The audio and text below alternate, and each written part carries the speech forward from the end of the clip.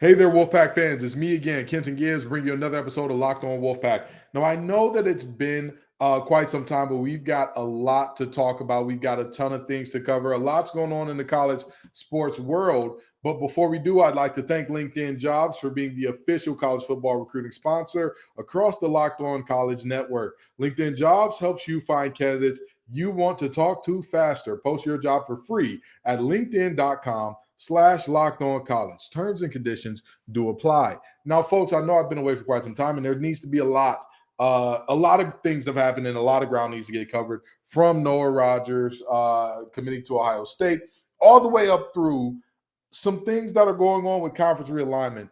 And so we're going to do a two-parter. And in this first part of the episode, we're going to talk about Noah Rogers in particular, and we'll get into a look at why I think that this move is going to force the NCAA as well as these conferences to be extremely honest about what's going on here. We're going to have that conversation, and we're going to have all that conversation and more on today's episode of Locked On Wolfpack.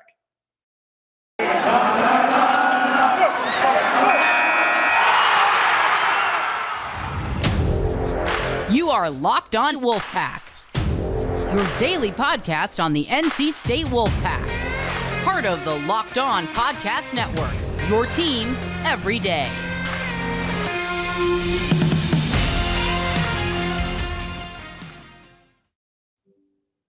So, folks, when I'm looking at talking about Noah Rogers committing to Ohio State to start this thing off, I know that it's been a while and all that good stuff, but like I said, there's a move more so towards really good players playing together in a way that we haven't seen in quite some time. And with receiver rooms, I mean, you look at what Alabama has done, where with all the guys that they had, and you look at what the receiving class out of Ohio State looked like a few years ago, and you've got combinations like Devontae Smith and Mechie and I'm losing the other guy's name right now, but Jameson Williams came after a little later. But you get the point. Like Jalen Waddle as well in there. That's the guy I was forgetting. How could I forget him? And you look at Ohio State, and you look at Olave and Wilson and Smith and Marvin Harrison Jr. and Jackson Smith-Ajabo and all that good stuff. You see more and more players are realizing that the ability to be in a situation where you're one of many guys, you're not the guy, is something that a lot of players, especially receivers, are starting to lean towards. And that's why when I saw the other two guys commit to Ohio State, I was like, oh, and a lot of people were like, oh, this bodes well for NC State. And I kind of didn't see it, because that was a moment where I looked there and I was like, okay. But let me tell you this. I've been a 17-year-old committed to a school before and had everything going according to plan. I would never have been at NC State. I was originally committed to the University of Illinois because I played, and their coach was the defensive line coach from there who recruited me, was a Detroit guy. He grew up in Detroit, and I played high school ball with two of his grandkids. Now, this is the part where things get interesting, because this is why I ultimately didn't go. What ended up happening was his grandkids told me, yeah, you probably shouldn't go there, bro. I said, what? This doesn't make sense. I am confused. What y'all mean? I like him. He's your granddad. He's cool. He's one of us. He's a Detroit. And they tell me, well, he's leaving. He's going to the NFL. He's not going to be there. So you might want to look around a little longer. And I said, okay, don't worry about it. I decommitted, and everything worked out the way it did, that I came to NC State. And a few years later, we play UNC. We beat UNC, and I had heard that the coach, the coach whose grandkids I played with, the guy who I wanted to commit to from the University of Illinois, was now coaching for the University No Consequences. And so after the game, I go up to him and I said, Coach, how you doing, man? It's been a while. And he said, oh, Ken, how you doing? We exchanged pleasantries and all that good stuff. And he asked me, Man, well, what? I said, I knew you weren't going to stay at Illinois. He said, oh, man, stop it. Get out of here. How'd you know that? I said, dude, you forgot that I played ball with your grandkids. And so I say all that to say that is my story, but that story and like the details of like, oh yeah, I play with the grandkids. Sure, that's like very specific to me. The realities of coaching changes and different things happen, people leaving and going and doing and whatever. I'm going to tell you this. It is much more common than we believe. It's much more common than we believe. So if you're a person who's like, oh man, we've got no chance of ever getting them now, and until a player signs on that dotted line, there's a chance. There's a chance. So don't get too down there. Again, you never know. You really never know. While everybody likes to pretend that they know and that, oh yeah, this kid is super solid, or da da da da, you literally never know what can happen. You literally have no clue. You never know what could happen and when. So there's that. But now the elephant in the room. Okay. The elephant in the room is conference realignment. Let's just be frank and honest here, right? That's why we're all here. That's what everybody's losing their mind over. And that's where we've got to tackle this thing from a few different angles, okay? We've got to truly get into how this affects the ACC and how this affects NC State as a team. But before that, again, we have to have some very serious talks about the NCAA finally dropping the ruse of, well, we care about these student athletes, especially these conferences as well. They got to stop the ruse of we care about these players, or the not the conferences. I'm sorry, the athletic directors and the conferences that are getting into these things. They have to drop the ruse of we care about these players and student athlete welfare and all that good stuff to a high extent. They got to stop it. That this should officially mark the end of the pretending. Because at this point, you're saying the quiet part out loud. Putting USC in the Big Ten, okay, puts them in the same conference as Rutgers. Rutgers is as close to USC as they are to, I believe it's either Greenland or Finland. One of those two. I can't remember which one. But they're pretty darn far. And now you want me to imagine a world where ever so often those two teams are going to have to play each other because, they're in the same conference and all. And so one team's going to have to fly all the way to the other side of the country, be 3 hours off their schedule. And that's like part of the deal as like that could potentially be a yearly thing. Or if you want to say, well, they're going to be part of the Big Ten West, or the Big Ten is going to separate West and East, and they're going to be a part of West. And so, that's what it's going to be. Sure, fine. There are still teams that are going to be in the West that are in the Eastern time zone. So although you may not be flying directly that extra hour or so to New Jersey, or 30 minutes or however long it takes to get from the more Western teams that are in the Eastern time zone, you're still going to have a situation where players are going to be expected to do the whole school thing, to do the whole homework thing, to do the whole rehabbing, game prepping, all the things, while going across the country multiple times a year. At this point in time, because before, again, colleges could say, well, we're interested in player health and safety, and that's why the conferences are aligned the way they are. It's not a super long travel, and the few teams that do, shame on them. That we wag our finger at those teams that have thousands of miles of travel all across the country. We wag our finger at a West Virginia who was in the Big 12 and had to travel here, there, and everywhere with their being in the Big 12. But now look. In the words of Young Nudie, look what that money make a person do. He didn't say person, but I can't say the word that he did say. So the reality is, again, I think it's very interesting that we have come to this place where we continue to play this game of everything that the teams do, everything that the schools do, everything that the conferences do is for player welfare and student athlete welfare and all that good stuff. And Look what you're doing. Look what you're doing. And we can all pretend, oh, it's okay because they got private charters and the tutors can travel with them and all that good stuff. Sure, but if the tutors travel with them and they have the private flight and all that good stuff and they stay on top of the school work and all that good stuff, sure. We can pretend like that's a thing. But then again, but still, we're still looking at a situation where two teams are going to be flying across the country by themselves because at the moment, no other Pac-10 teams have committed to doing so. So we can say those two are going to play every year. Great. You've got one conference game off there. Now the rest. Do the rest. Go for it. Come on, talk to me. Exactly. You're going to have a good amount of games where teams are flying back and forth, back and forth, back and forth.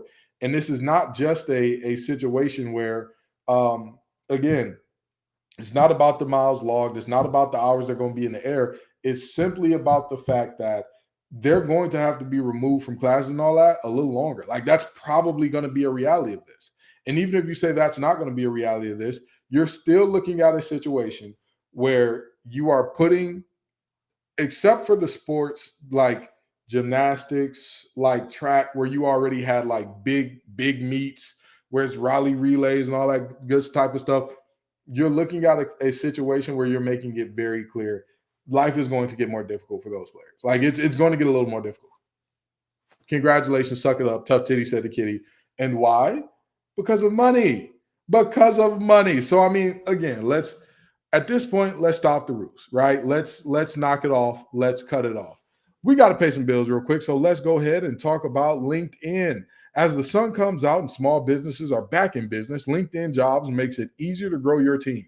LinkedIn Jobs helps you find the people you want to interview faster and for free. So, with that being said, you can create a free job post in minutes on LinkedIn Jobs to reach your network and beyond to the world's largest professional network of over 810 million people. I said million with an M there, folks. It's why small businesses rank LinkedIn Jobs number one in delivering quality hires versus leading competitors. LinkedIn Jobs helps you find the candidates you want to talk to faster. Did you know every week nearly 40 million job seekers visit LinkedIn? Post your job for free at linkedin.com/lockedoncollege. That's linkedin.com/lockedoncollege to post your job for free. Terms and conditions apply.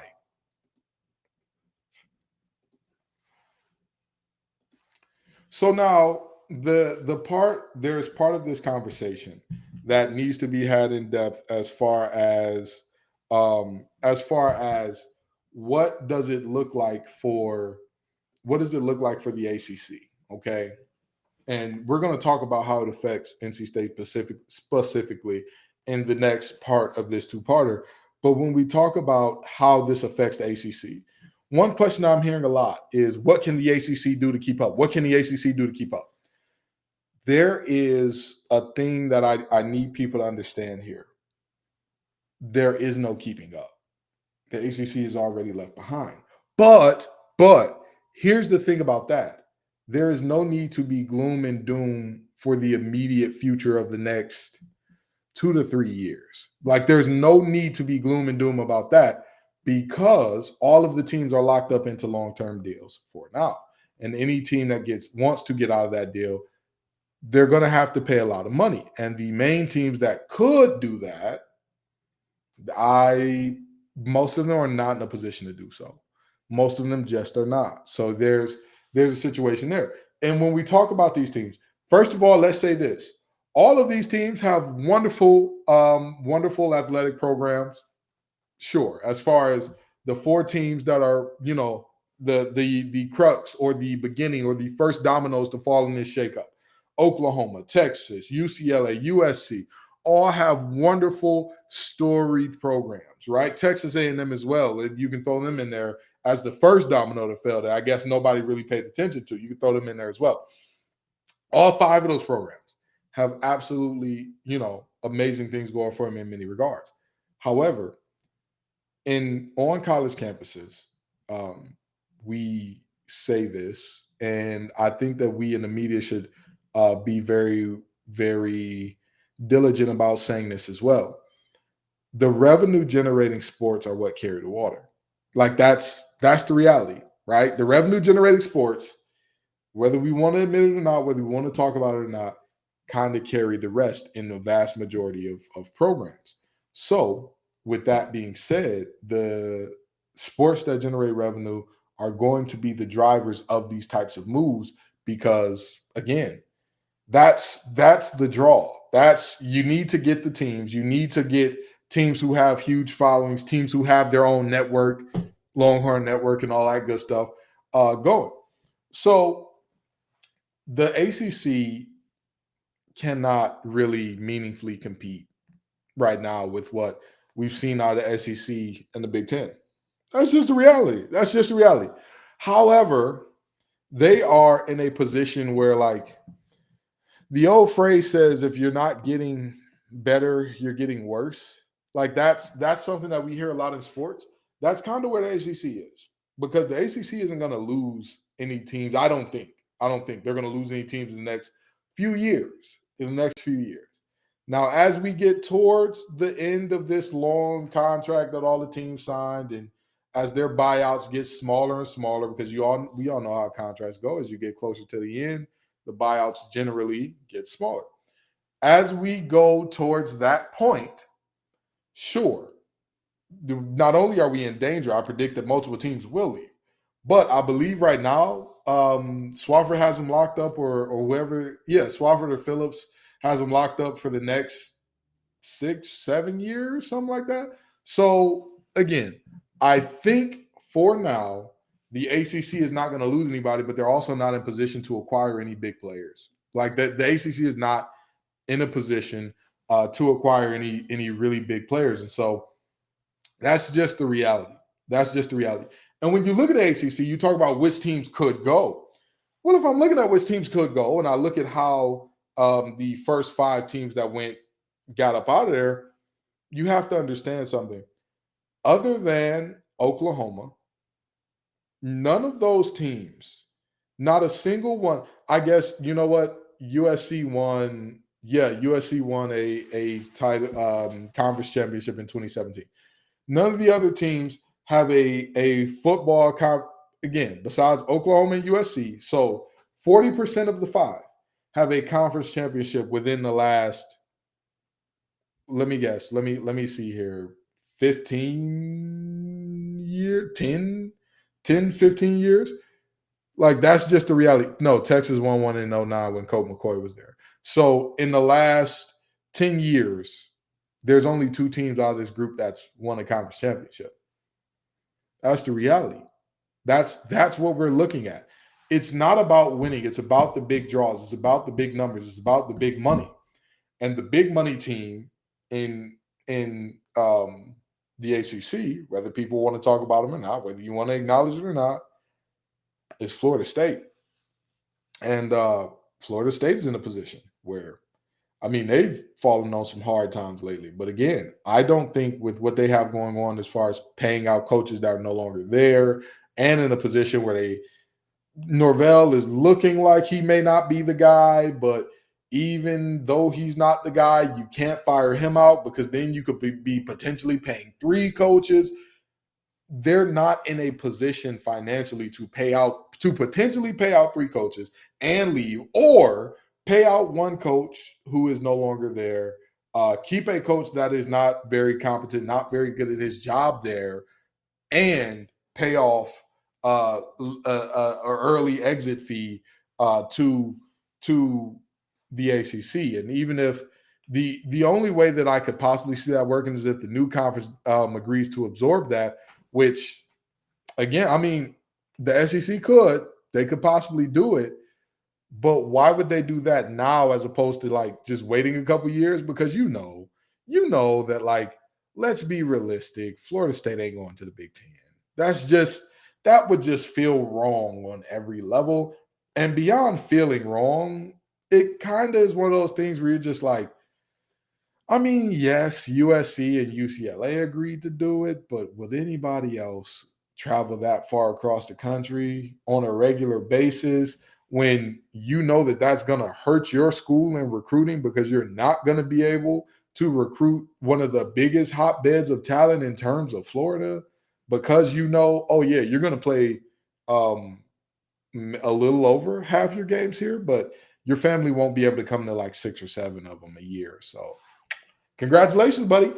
No, that's not going to work out. As opposed to you joining the SEC, where now, because you're in that conference, your family gets to still come to as many games, if not more games, than they did when you were in the ACC. So for now,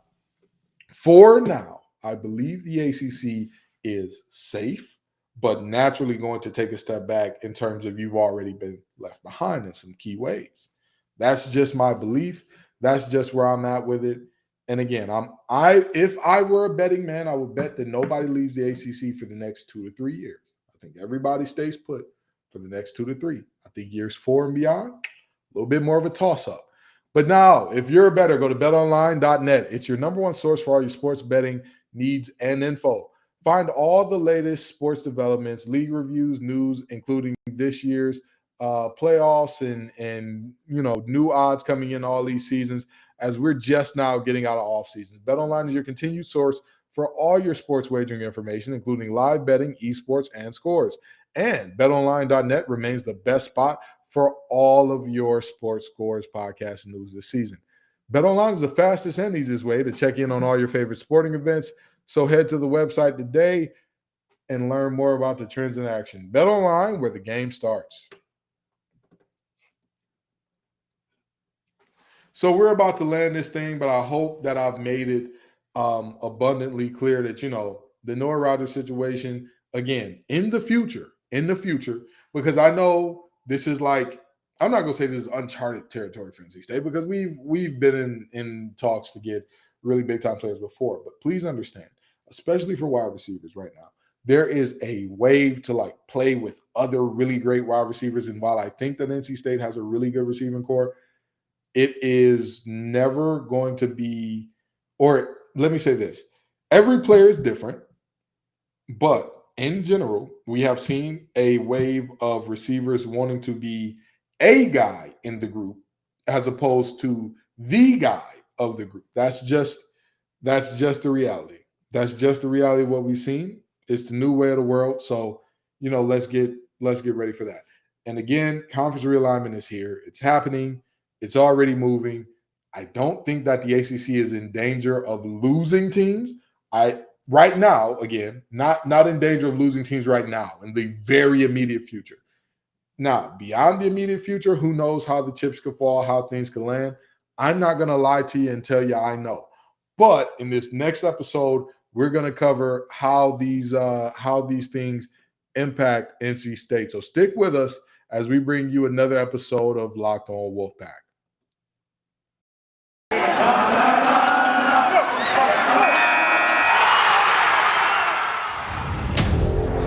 You are Locked On Wolfpack, your daily podcast on the NC State Wolfpack, part of the Locked On Podcast Network, your team every day.